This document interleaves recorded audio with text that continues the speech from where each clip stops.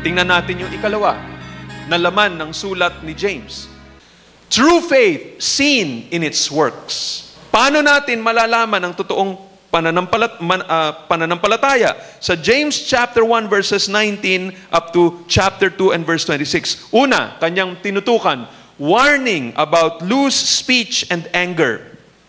Sabi niya sa verse 19, "My dear brothers and sisters, be quick to listen, slow to speak, and slow to get angry. Your anger can never make things right in God's sight."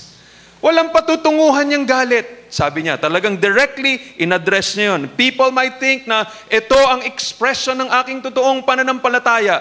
Pero yung klase ng galit na kanilang pinapakita rito was sinful anger. And so, sabi ni James, that is not going to bring about correcting things in the sight of God.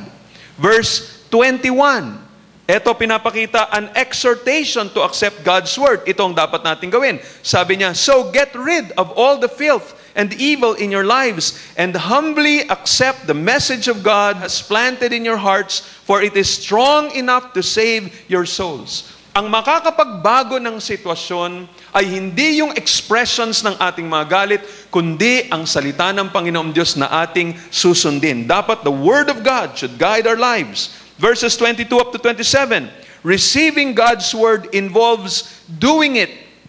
And remember, sabi ni James, it is a message to obey, not just to listen to. If you don't obey, you are only fooling yourself. For if you just listen and don't obey, it is like looking at your face in a mirror, but doing nothing to improve your appearance. You see yourself, walk away, and forget what you look like. But if you keep looking steadily into God's perfect law, the law that sets you free, and if you do what it says and don't forget what you heard, then God will bless you for doing it. If you claim to be religious but don't control your tongue, you are fooling yourself and your religion is worthless. Pure and lasting religion in the sight of God our Father means that we must care for orphans and widows in their troubles and refuse to let the world corrupt us. Yan ang ibig sabihin ng totoong pananampalataya. It's not just claiming that you know God, kundi nakikita dapat yun sa ating works. Tingnan niyo ang pinakita niya rito, halimbawa, in how we are to relate to others. This is an important application of doing the Word of God. Sa chapter 2, verses 1 up to 13. Sabi niya, "My dear brothers and sisters, how can you claim that you have faith in our glorious Lord Jesus Christ if you favor some people more than others? For instance, suppose someone comes into your meeting dressed in fancy clothes and expensive jewelry, and another comes in who is poor and dressed in shabby clothes. If you give special attention and a good seat to the rich person, but you say to the poor one, 'You can stand over there, or else sit on the floor,' well, doesn't this discrimination show that you are guided by wrong motives? Listen to me, dear brothers and sisters. Hasn't God chosen the poor in the world to be rich in faith? Aren't they the ones who will inherit the kingdom of God promised to those who love Him? And yet you insult the poor man. Isn't it the rich who oppress you and drag you into court?" Yung mga mayayaman, sila magdadala sa iyo sa korte. "Aren't they the ones who slander Jesus Christ, whose noble name you bear? Yes, indeed, it is good when you truly obey the Lord's royal command found in Scriptures, love your neighbor as yourself. But if you pay special attention to the rich, you are committing a sin, for you are guilty of breaking that law. And the person who keeps all of the laws except one is as guilty as the person who has broken all of God's laws. For the same God who said, 'Do not commit adultery,' also said, 'Do not murder.' So if you murder someone, you have broken the entire law, even if you do not commit adultery. So whenever you speak or whatever you do, remember that you will be judged by the law of love, the law that set you free. For there will be no mercy for you if you have not been merciful to others. But if you have been merciful, then God's mercy toward you will win out over His judgment against you." And then another one, may kita natin dito, true faith is always marked by love and obedience. Kaya sabi dito sa verses 14 up to 26, Dear brothers and sisters, what's the use of saying you have faith if you don't prove it by your actions? That kind of faith can't save anyone. Suppose you see a brother or a sister who needs food or clothing and you say, well, goodbye and God bless you, stay warm and eat well, but then you don't give that person any food or clothing, what good does that do? So you see, it isn't enough just to have faith. Faith that doesn't show itself by good deeds is no faith at all. It is dead and useless. Now, someone may argue, some people have faith, others have good deeds. I say, I can't see your faith if you don't have good deeds, but I will show you my faith through my good deeds. Do you still think it's enough just to believe that there is one God? Well, even the demons believe this, and they tremble in terror. Fool, when will you ever learn that faith that does not result in good deeds is useless? Now, let's jump quickly to the next portion. Dissensions within the believing communities. Ito na naman ang isa sa kasama sa tinuro ni James. Now, again, look at it. This is very interesting. Sabi niya, dissensions, divisions, alitan, pag-aawayan. Sabi niya, within the communities. Nandun lamang sila sa community ng mga unbelievers. Hindi, ang problema dito, within the believing communities. Mga mananampalataya sila, pero ito nangyayari sa kanila. May mga problema, may mga alitan, may mga awayan among Christians. Remember, ito sinusulatan ni James yung mga nagkalat na mga mananampalataya in different places. So ano makikita natin dito? Una, tinan nyo ang turo niya rito. Warning addressed to teachers regarding the abuse of the tongue. Inuna niyang warningan yung mga teachers sa paggamit ng kanilang bibig. Chapter 3 verse 1, Dear brothers and sisters, not many of you should become teachers in the church, for we who teach will be judged by God with greater strictness. We all make mistakes, but those who control their tongues can also control themselves in every way. We can make a large horse turn around and go wherever we want by means of a small bit in its mouth. And a tiny rudder makes a huge ship turn wherever the pilot wants it to go, even though the winds are strong. So also the tongue is a small thing, but what enormous damage it can do. Tama, grabe, no? Napakaliit nitong dila kung ikukumpara sa ibang bahagi ng ating katawan, pero napakalaking damage ang kayang gawin nito. A tiny spark can set a great forest on fire. And the tongue is a flame of fire. It is full of wickedness that can ruin your whole life. It can turn the entire course of your life into a blazing flame of destruction, for it is set on fire by hell itself. People can tame all kinds of animals and birds and reptiles and fish, but no one can tame the tongue. It is an uncontrollable evil, full of deadly poison. Sometimes it praises our Lord and Father, and sometimes it breaks out into curses against those who have been made in the image of God. And so blessing and cursing come pouring out of the same mouth. Surely, my brothers and sisters, this is not right. Does a spring of water bubble out with both fresh water and bitter water? Can you pick olives from a fig tree or figs from a grapevine? No.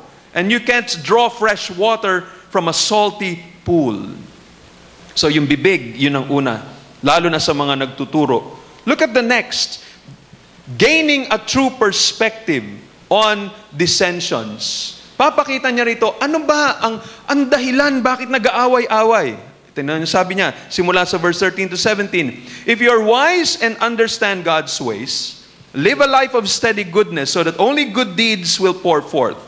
And if you don't brag about the good you do, then you will be truly wise. But if you are bitterly jealous and there is selfish ambition in your hearts, don't brag about being wise. That is the worst kind of lie. For jealousy and selfishness are not God's kind of wisdom. Such things are earthly, unspiritual, and motivated by the devil. For wherever there is jealousy and selfish ambition, you will find disorder and every kind of evil. Kung kailan, kung saan may selfish ambition, inggitan, meron ng ganong kasamaan. But the wisdom that comes from heaven is first of all pure. It is also, look at this, peace-loving, gentle at all times, and willing to yield to others. It is full of mercy and good deeds. It shows no partiality, and it's always sincere. And those who are peacemakers will plant seeds of peace and reap a harvest of goodness. Pinapakita nito, if there's selfish ambition, there's going to be etong mga dissensions, itong awayan na ito. But if you're a peacemaker, magandang mangyayari. Look at the root of dissension. Ano ba ang ugat nitong ganitong klaseng mga divisions? Chapter 4, verses 1 up to 3. What is causing the quarrels and fights among you? Isn't it the whole army of evil desires at war within you? You want what you don't have, so you scheme and kill to get it. You're jealous for what others have, and you can't possess it, so you fight and quarrel to take it away from them. And yet the reason you don't have what you want is that you don't ask God for it. And even when you ask, you don't get it because your whole motive is wrong. You want only what will give you pleasure. No, when you really think about it, oo nga, no? Karamihan, o siguro lahat ng gera, ng awayan na nangyayari ay dahil dito sa ugat na ito. You want something and then you cannot get it or you don't get it, and so you fight to get it. You fight others. Etong warning sa verses 4 and 5.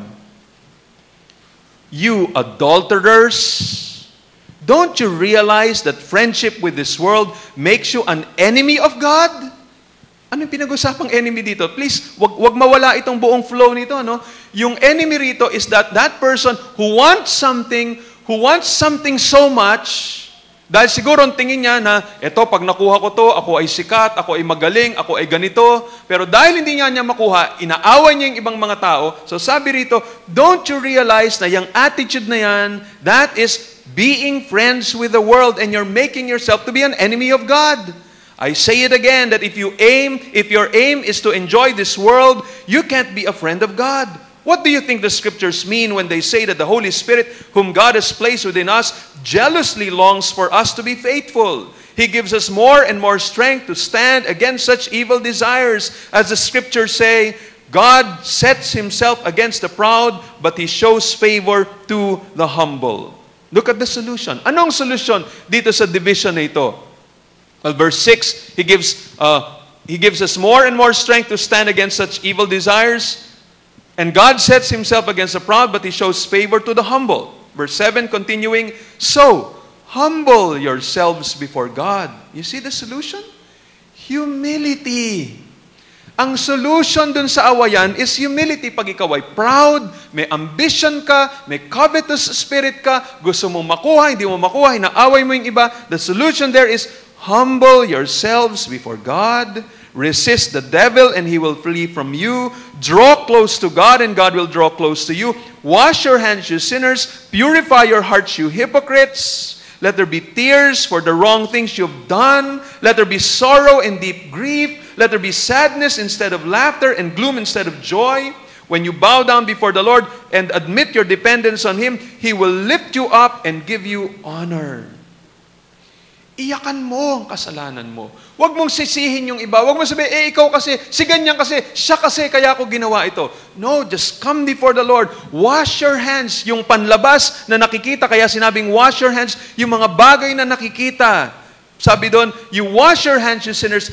Purify your hearts. Yung motives mo, yung hindi nakikita.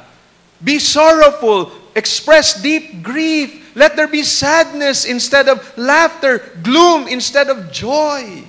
Parang sabihin mo, Lord, ang laking kasalanan ng aking ginawa. Lord, tinan niyo yung ginawa ko, nag-cause ako ng division in the church because of my pride, because of my ambition, because of that desire. Lord, I'm sorry for what I've done. Patawarin niyo po ako, Panginoon. It's humility that will restore you. Because if you don't, you're making yourself to be an enemy of God. And if you become an enemy of God, God is going to destroy you. Yun ang sinasabi ni James dito sa mga mananampalatayang nagkalat. That's what's happening to them. Wala yung pastor nila. Malayo yung kanilang pastor and nakalimutan na nila yung mga encouragement, yung mga admonition na binigay ng kanilang pastor when they were still in Jerusalem. Yun minsan ang problema. When you don't listen to your pastor anymore, when you don't read the Word of God anymore, when you're so far away from exposing yourself in meetings tulad ng ganito, you don't realize mas nakukuha mo ang spirito ng mundo, ang takbo ng mundo, and you start doing these things. Sabihin ng mundo, wala kang kwenta if you're humble. Dapat you assert yourself, pakita mong magaling ka, pakita mong malakas ka, gamitin mo lahat ng forces ng mundong ito para iangat ang inyong sarili. But that is worldliness. So, in these communities, there were dissensions. Now, look at another thing. Dito sa chapter 4 and verse 13. But let's move on to the next. Tingnan niyo yung sumunod dito. To the rich and to the poor. Ito ang mga exhortations para sa mga mahirap. To the poor and to the rich. Tingnan niyo sabi dito. Una, rebuke to businessmen for arrogant self-sufficiency. Tingnan niyo mga businessmen. Look here, you people who say today or tomorrow we're going to a certain town and we'll stay there a year. We will do business there and make a profit. How do you know what will happen tomorrow? For your life is like the morning fog. It's here a little while, then it's gone. What you ought to say is, if the Lord wants us to, we will live and do this or that. Otherwise, you will be boasting about your own plans, and all such boasting is evil. So mag-ingat yung mga may resources, may pera, may koneksyon, may kayamanan, sabihin la, itong gagawin ko, magtatayo ko ng business, so itong gagawin ko, and by your own abilities, be careful. Tulad nung nangyari dun sa mga pastor na nadisgrasya, you don't know what will happen tomorrow. Pwedeng kunin na ng Diyos ang kaluluwa mo ngayong gabi at sabihin ng Diyos, you fool, tonight your soul is required of you.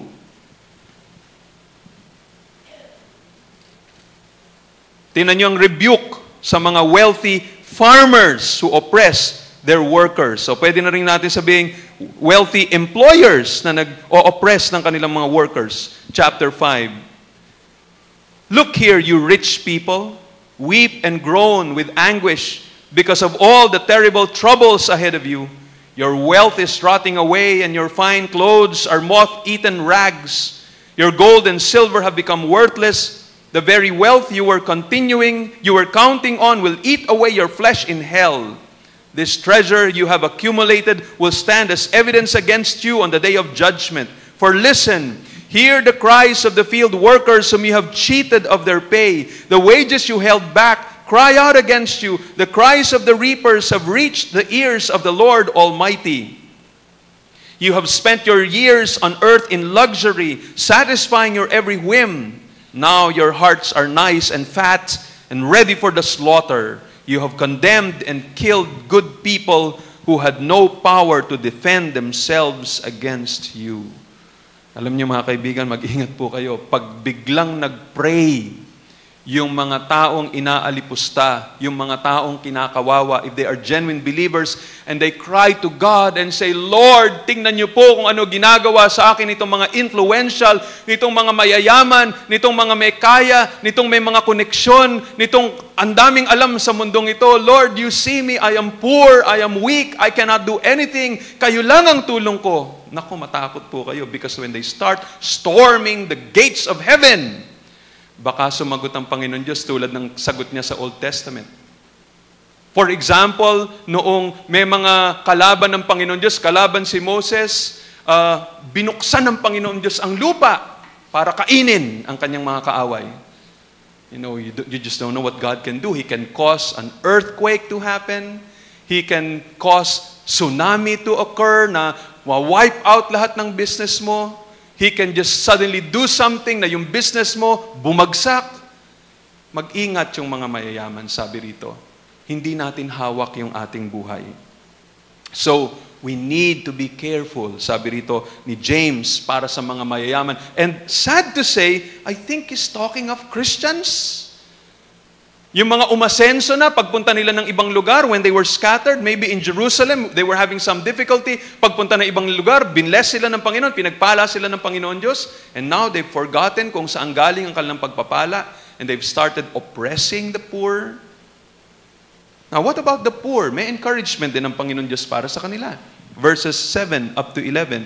Dear brothers and sisters, you must be patient as you wait for the Lord's return.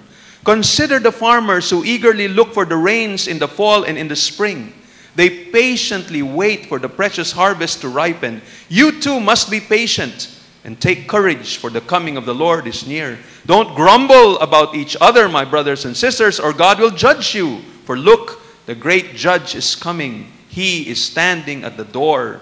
For examples of patience in suffering, dear brothers and sisters, look at the prophets who spoke in the name of the Lord. We give great honor to those who endure under suffering. Job is an example of a man who endured patiently. From his experience, we see how the Lord's plan finally ended in good, for He is full of tenderness and mercy. Kaya yung mga nagdurusa, yung mga naghihirap, yung mga suffering, just be patient. Continue to put your trust in the Lord. Follow the examples of the biblical characters who suffered, and you will see the vindication of the Lord in His time. And then finally, we come to the last portion, miscellaneous exhortations. Concerning oaths, in chapter 5, verse 12, sabi doon, my brothers, never take an oath by heaven or earth or anything else. Just say the simple yes or no, so that you will not sin and be condemned for it. In other words, be true to your words. If you say this, huwag mo na sabihin, oh, promise to God, cross my heart pa, kahit naman putol pa itong daliri ko. Hindi talaga ako nagsisinungaling. Sabi niya, huwag mo na sabihin yon. Basta kung yes, just mean it. When you say no, just mean no. You don't have to make a promise. You don't have to make a pledge. Let your words be true. If you say this, yun na yun. Concerning the prayer of faith, chapter 5, 13 to 18, are any among you suffering? They should keep on praying about it. And those who have reason to be thankful should continually sing praises to the Lord. Are any among you sick? They should call for the elders of the church and have them pray over them, etc. So dito pinapakita, mga kapatid, yung kapangyarihan ng panalangin. Pagka tayo ay may mga dinadaanang bagyo sa ating buhay, we should pray. And then finally, chapter 5, verses 19 to 20, we find the believer's responsibility to look after one another. My dear brothers and sisters, if anyone among you wanders away from the truth and is brought back again, you can be sure that the one who brings that person back will save that sinner from death and bring about the forgiveness of many sins. Mga kapatid, ang sinasabi nito is when there is someone who sins in our midst, because that happens, nangyayari yun. There is no perfect church. We're not yet in heaven. Lahat tayo may tendency na magkasala. Sabi rito, everyone must be involved. Remember yung situation rito. The pastor, si James, malamang nandun siya sa Jerusalem. This is his letter to the Christians who were scattered abroad. So, ibig sabihin, walang pastor na naroon. Maring may mga elders din sila doon, pero iba na tong sitwasyon na to. Maybe there were others, malayo yung kanilang elders, or maybe they were not just within that particular group na madali mong maabot. For example, lalo na nung si James nga ay malayo sa kanila. But what this tells us is that every member of the church must be involved. Hindi pwedeng iniisip lang natin, trabaho ni pastor yan. Siya lang ang magre-reach out dito sa kapatid na to o taong ito na nagkasala. Bahala lang si pastor mag-rebuke sa kanila, mag-admonish at mag-correct. That should not be. All of us, even the least of the brethren, should be involved. Kung may nakita tayong nagkasala, alam nyo, malaki ang magagawa kung ang pinaka-ordinaryong member ng ating church would come to that person and say, Brad, sis, alam mo, mali yung iyong ginawa. Kasalanan yung ginawa. This is not the time na parang itabi lang natin yung pagkakamali ng bawat isa. And para bang yung attitude na see no evil, hear no evil, speak no evil. No. There are times wherein there is a need for the members to speak up. Because this is what is going to help a brother or a sister who has gone astray to be restored. Minsan kasi pag leaders lang ang makikipag-usap minsan sa mga tao who go astray, iisipin nila, si pastor lang naman ang may ayaw sa akin pero members naman, okay naman ako sa kanila But when every member of the church begin to pursue a straying brother or sister, mas magiging malaki yung impact sa kanila para sila ay bumalik sa Panginoon. So brethren, mga kapatid, nuulit ko, ito ang practical advice. Ang dami nating makikitang matatamaan ito sa area ng pananalita, sa area ng attitude, sa area ng pagbibigayan, sa area ng pagmamahala ng mga mananampalataya. Ang dami-daming areas. Pero pinapakita nito, ito ang mga ebidensya na tayo ay totoong mananampalataya. Itong ebidensya na tunay tayong Kristiyano.